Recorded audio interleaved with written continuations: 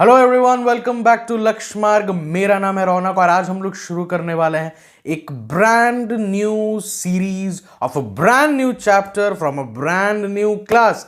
I believe ये video दो तरह के लोग देख रहे होंगे। एक तो वो जिनको एक keener perspective of the chapter, a closer look at the chapter चाहिए होगा, मतलब during the months of April May somehow. या तो कुछ लोग वो होंगे जो अपने टेस्ट या एग्जाम्स, मतलब पीरियोडिक या फर्स्ट सेम एग्जाम के समय अब लास्टली सारे वीडियोस देख रहे हैं। तो भैया अगर एग्जाम्स के लिए वीडियो देख रहे हो, टेस्ट के लिए वीडियो देख रहे हो, तो all the best in anticipation. और अगर आप लोग ये वीडियो अपने साल के शुरुआत में देख रहे हैं तो दो बातें आपसे कहना चाहूंगा। आई होप क्लास 11 आपका बड़ा बेहतरीन बीता होगा। क्लास 12 जो है कोशिश करिएगा ये उससे भी ज्यादा बेहतरीन बने। ओके, हम लोग तो हैं ही, हम लोग आपके सफर में आपके इस रास्ते को जितना आसान हो सके उतना आसान बनाने का कोशिश करेंगे and make the more amount of memories, the best amount of memories that you can in your class 12। और पढ़ाई तो साथ में चलती रहेगी, ये तो हमारा लक्ष्मा का टाइटल है। We are at the path of excellence. Okay, so now not wasting much time on hovering around this topic. एक अच्छा वेलकम हो गया और अब चलते हैं सीधा हमारे पहले चैप्टर की तरफ जो है मैनेजमेंट। तो देखो, let's have a closer look at your syllabus. Now the management portion is a major portion of your class 12 business studies ka syllabus. Okay, here we will be learning not only about management but also principles of management। Two very big scientists जिनको कहा जाता है of the field of management, उनके बारे में पढ़ेंगे। हम लोग पढ़ेंगे what are the functions of management. ठीक है, उसको हम लोग ऐसे कहते हैं, जस्ट एक वर्ड्स दे दिया गया है, POSDC, POSDC। How it is planning, organizing, staffing, directing and controlling. हम लोग इन सब के बारे में डिटेल में पढ़ेंगे day after day. Okay, now इस वीडियो में हमें क्या पढ़ना है? इस वीडियो में हम सिर्फ इंट्रोडक्शन लेने वाले हैं about management. Okay, so now management होता क्या है? Okay, management is what is the things that are there with you. आप उनको मैनेज कैसे करोगे और आप अल्टीमेटली क्या करना चाहते हो। How are you going to manage all the resources that you have for accomplishing a work. ठीक है, मैनेजमेंट मतलब मैनेज करना, टू मैनेज मतलब arranging all the resources that you have in a proper manner to have both the best qualities. Now what are the two qualities or the two elements of good management? We will have the best of efficiency and the best of effectiveness। हम लोग efficiency पे ध्यान देंगे और effectiveness पे ध्यान देंगे।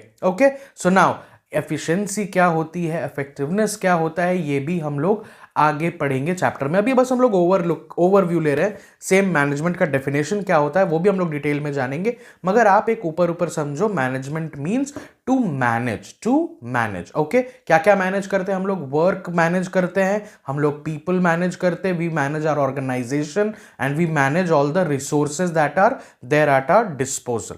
Okay, so now let's begin with our topic. Now management, what is management?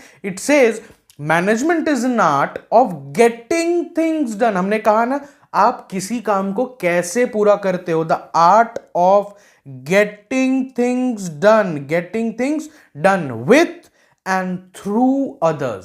खुद से नहीं करना है, दूसरों से करवाना है। Okay, management can be defined as, now here comes the definition of management: the process of getting things done with the aim of achieving the organizational goals both effectively and efficiently। Achieving organization goals, number 1 point, or number 2 क्या? Effectively and efficiently। Okay, so now let's move ahead with the other which I discussed about the definition। जो दूसरा definition जो हमने बात किया functions of management का। ठीक है, क्या कहा था मैंने? लेट्स एक बार फिर से, हमने कहा था POSDC। आप लोग भी इसको ऐसे याद रखना तो आपको पूरा चेन याद रहेगा। POSDC, जिसमें हम लोगों ने क्या कहा? Planning, organizing, staffing, directing and controlling. Planning, organizing, staffing, directing and controlling. Now what is planning? हम लोग एक शॉर्ट में समझ लेते हैं. आपको मालूम होगा कि बहुत बड़े बड़े चैप्टर्स जो है आपके बुक में दिए हुए जो आप लोगों को पढ़ना है, और हम लोग तो रहेंगे ही, पूरा कंप्लीट करवा दिया जाएगा वो भी, बट एक समझ लेते हैं. Planning means to plan where you are and where you want to go. ठीक है, आप आज कहां हो और आप आज कहां जाना चाहते हो, तो उसके लिए क्या करोगे? आप प्रॉपर प्लान्स फॉर्मुलेट करोगे. Then we have organizing, that what are the different resources required for our plan.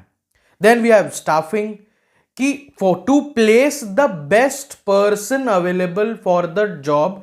ठीक है, सही बंदे को सही जगह पे काम कराना है, that is staffing.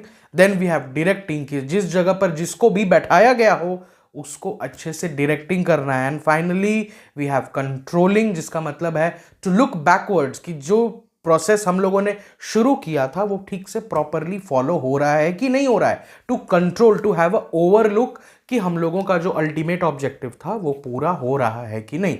So what is management? So management can also be defined as a chain of functions which namely are planning, organizing, staffing, directing and controlling. Okay, मान लो कभी 3 नंबर में ये पूछ दिया डिफाइन मैनेजमेंट या write short notes and management. अब पहले आप इसका पहला वाला डेफिनेशन दोगे, मतलब ये वाला डेफिनेशन दे सकते हो, management is an art of getting things done.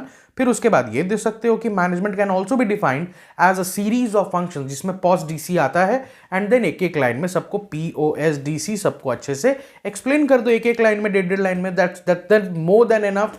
Okay, so now here we are with the definitions of effectiveness versus efficiency. effectiveness versus efficiency. अब आप लोगों को मैं इस वीडियो के अंत में एक तरीका बताऊंगा जिससे आप इफेक्टिवनेस और एफिशिएंसी इन दोनों में फर्क हमेशा याद रखोगे. ये मैं अपने स्टूडेंट्स को हेल्प करता हूं बोल के कि it's just a suggestion for you. If you want to follow this process, आपको इससे इन दोनों के बीच का जो डिफरेंस है हमेशा याद रहेगा. एक बार फिर से, नाउ इफेक्टिवनेस क्या चीज है और एफिशिएंसी क्या? सर सुनने में तो सेम लग रहा है. एफिशिएंसी मतलब to complete the task with cost benefit. Complete the task with cost benefit. Effectiveness मतलब क्या? To complete the task with time benefit.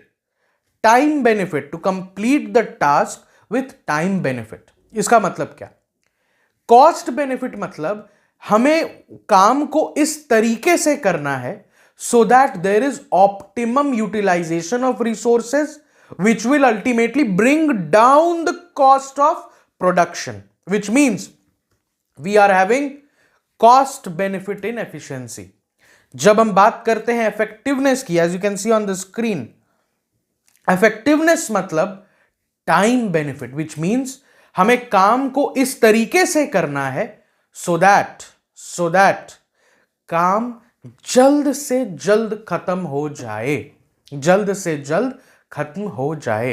Okay, so now let's have a closer look at the difference. अब इसको हम लोग और zoom करते हैं. देखिए आपके लिए टेबल बना के रखा है हमने ऑलरेडी, एफिशिएंसी वर्सेस इफेक्टिवनेस. देखो number 1, efficiency says correct task is to be done with minimum cost. सबसे कम से कम काम, सबसे कम से कम पैसों में, खर्चे में काम को खत्म करना है. That is efficiency. उसी में आता है it focuses on the cost benefit analysis.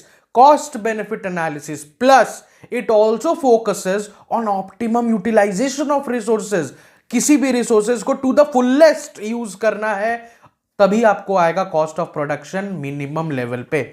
And the third thing, which is the most important thing, it focuses on doing the task correctly. कोई भी काम करो अगर सही तरीके से करोगे तो there will be optimum utilization of resources, and that is the argument. That's why we say doing the task correctly. अब आते हैं effectiveness पे. यहां पर कहता है number 1, it focuses only and only at achieving the goals. काम खत्म करना है, मिनिमम समय में खत्म करना है. Then we have it focuses on the end result. काम कितनी देर में खत्म हो गया, हमें सिर्फ उस चीज से मतलब है, जिसका मतलब हम लोग यहां पर कह सकते हैं that it doesn't focus at all on the cost and wastage. Cost and wastage पे ये फोकस नहीं करता है। यहां पे लिख भी दिया जाए क्या आपके लिए, लिख देता हूं, doesn't focus on cost and wastage, जिसका मतलब है कि हमें फर्क नहीं पड़ता कि कितना सामान लगा, कितना सामान वेस्ट हुआ, क्या खर्चा आया नहीं आया। मेरा मकसद था काम को सही समय पर किसी भी तरीके से खत्म कर देना। That is called effectiveness. Now this concept says doing the correct task. हमें वो काम नहीं करना जो कि अच्छे से करोगे मिनिमम कॉस्ट में होगा, नहीं, हमें वही काम करना है जो सही है, जो हमारा काम मिनिमम टाइम में खत्म करके हमें दे दे। We are only going to do the task that is best fit for our work journey.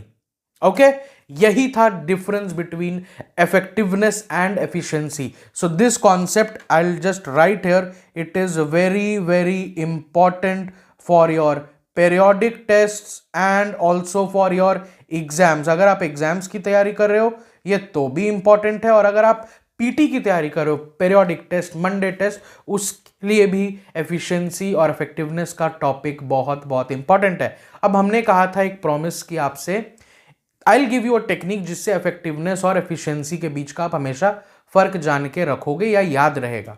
I always tell my students to keep in mind that in effectiveness there is a T involved, T, and efficiency में T नहीं होता। Effectiveness में एक T involve है जिससे हम लोग एक जस्ट याद रखते हैं, टी मतलब टाइम फैक्टर, टी मतलब टाइम फैक्टर। बिकॉज होता क्या है, both these terms are actually very inter related. तो लोगों को कई बार याद नहीं रहता, इफेक्टिवनेस का एफिशिएंसी में लिख देते हैं, एफिशिएंसी का इफेक्टिवनेस में लिख देते हैं। तो हम लोगों ने एक उपाय निकाला कि ये याद रख लो ना, इफेक्टिवनेस जहां पे पूछा गया वहां पे टी आ रहा है, इफेक्टिवनेस का टी आ रहा है, तो टी मतलब टाइम फैक्टर है, टी मतलब टाइम फैक्टर है। तो इफेक्टिवनेस मतलब हम लोग टाइम बेनिफिट लेने जा रहे हैं, तो ऑब्वियसली उसका एफिशिएंसी के बारे में जब बात करेंगे तो वहां पर हम लोग कॉस्ट बेनिफिट के बारे में बात करेंगे, ऑप्टिमम यूटिलाइजेशन ऑफ रिसोर्सेज के बारे में बात करेंगे। ओके, सो नाउ जब हम लोग अब इसके आगे वाले वीडियोस में चलेंगे, हम लोग इसके बारे में और डिटेल में भी बात करेंगे। ओके, सो नाउ यहां तक तो अभी हम लोगों ने कंप्लीट कर लिया है। अब हम लोग जो है मिलेंगे अपने अगले वीडियो में, जहां पर हम बात करेंगे about the features and characteristics of the management. I hope ये day 1 lecture of nature and significance of management आपको अच्छा लगा होगा, समझ में आया होगा। और अगर कोई भी दिक्कत परेशानी या प्रेजेस हैं, do mention in the comments and let us know. Keep loving and liking our content and also share it to your friends. And thanks for watching Lakshmark.